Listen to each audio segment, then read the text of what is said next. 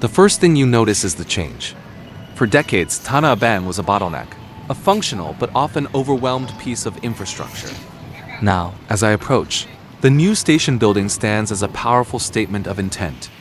It's a vision of a modern Jakarta, a city determined to bring its public transport up to the standard its citizens deserve. I'm walking through the new concourse now. The architecture is bright, open, and immediately more efficient. High ceilings, polished floors, and a clear flow of movement. The old cramped feeling is gone, replaced by a sense of space and order. The escalators are wide, the signage is clear, and the ticket gates are numerous. It's a welcome relief for the weary commuter. This isn't just a cosmetic upgrade. This new structure was officially inaugurated on November 4th, 2025, by President Prabowo Subianto, a clear signal that modernizing the commuter rail system is a national priority. The project was a significant undertaking, designed to dramatically increase the station's capacity. The investment here was substantial. The new station building cost approximately 380 billion Indonesian rupiah. To put that into perspective for a global audience, that's roughly 22.8 million US dollars. That money didn't just buy a new facade. It bought a new foundation for the city's working class, increasing the station's potential capacity from 141,000 passengers a day to a staggering 380,000. It's a massive commitment to the future, acknowledging that Jakarta cannot thrive without a functioning, modern mass transit system. This is the city trying to catch up to its own growth, one massive infrastructure project at a time.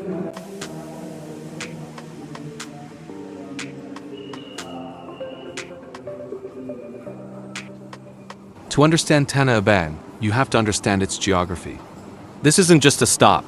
It's a transit heart, beating in tandem with other major hubs like Manggarai. It's the point of convergence and divergence for the entire western, half of the Jakarta commuter network. From here, the city's workforce fans out across the greater Jakarta area. Look at the destination boards. You can head west, deep into the suburbs, on the lines bound for Rangkasbitung or Parung Panjang. You can take a shorter hop to places like Kebayoran or Palmera. Or you can head north and east, connecting to the central city and beyond, towards Bekasi, Ankh, or Kampong Bandar. The flow of people changing platforms is mesmerizing. It's a constant, organized shuffle.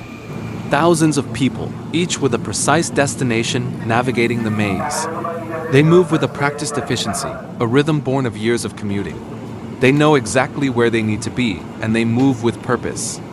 This is the daily migration, the essential movement that links the city's periphery to its core. It's a beautiful, complex dance of millions. If you're into real city life and how people actually move through megacities like this, hit subscribe so you don't miss the next journeys. We're just getting started.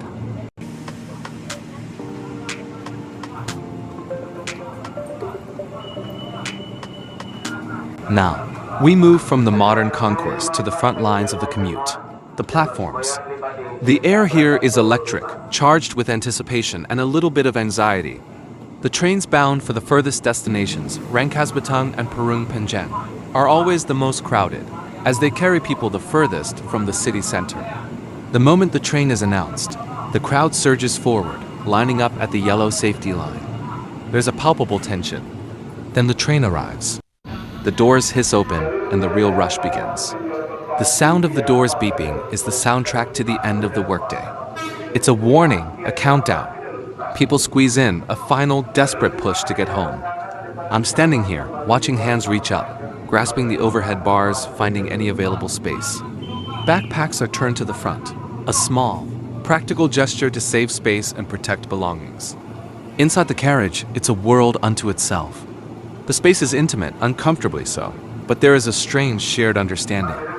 You see the small details, the tired faces, illuminated by the glow of a phone screen. The parents protecting their children from the crush. The quiet dignity of people enduring this daily struggle.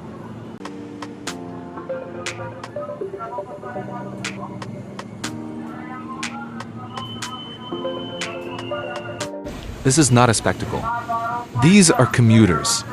These are the people who built the skyscrapers we saw earlier, who served the food, who drove the taxis, who taught the children. They are exhausted, but they are resilient. This daily journey, this physical compression, is the price they pay for their livelihood. It's a testament to their dedication. Every day, they pour their energy into the city, and every evening, the city pours them back out, compressed but unbroken. This is the true pulse of Jakarta, a rhythm of exhaustion and hope, played out on these steel rails. The people on this train are the backbone of their families, and the engine of the Indonesian economy. They are the breadwinners, the students, the parents, and the quiet heroes who go through this ordeal every single day. They endure the heat, the crowds, and the long hours to provide a better life for those they love. Their commitment is the invisible force that keeps this Megacity from grinding to a halt. But the flow wouldn't be possible without the people on the ground. Let's take a moment to pay tribute to the station staff and the security personnel. They are the conductors of this human orchestra.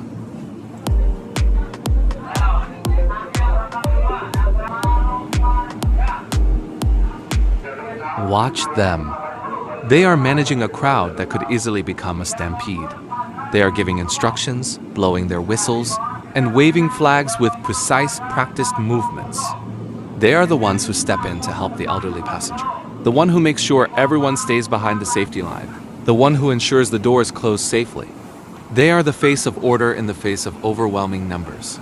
Their patience and professionalism are a crucial, often overlooked, part of the city's resilience. It's a community effort, a silent agreement between the staff and the passengers to maintain discipline and keep the journey moving. The human experience here is profound, but the numbers are what truly convey the scale. Before the new building, Tanah Abang was already struggling to handle its load. The average daily passenger count was over 215,000 people. Consider this, between January and October of 2025 alone, Tanah Abang Station served approximately 63 million passengers. That is an almost incomprehensible number. To help you visualize that scale, 63 million people is more than the entire population of a mid-sized European country passing through this single station in less than a year. It's like filling the largest football stadium in the world, the Rangkasbitung 1st of May Stadium in North Korea, over 600 times. These numbers are why the investment of $22.8 million in the new building is so critical. It's not a luxury, it's a necessity.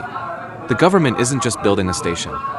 They are building capacity, safety, and dignity for the millions who rely on this system. The new capacity of up to 380,000 passengers a day is a recognition of the city's relentless growth and the vital role of the commuter rail in sustaining it.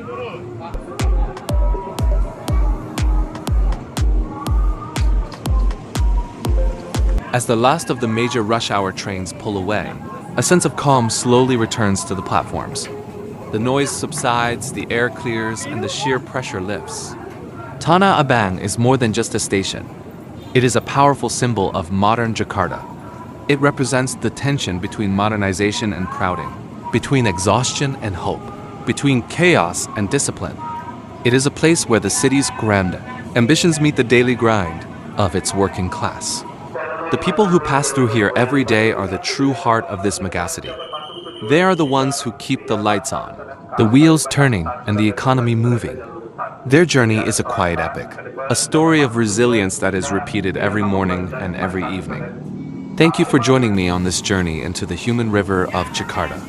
If you want to see more stories from Jakarta's trains, stations, and hidden corners, make sure to like this video and subscribe to the channel. Until next time, safe travels.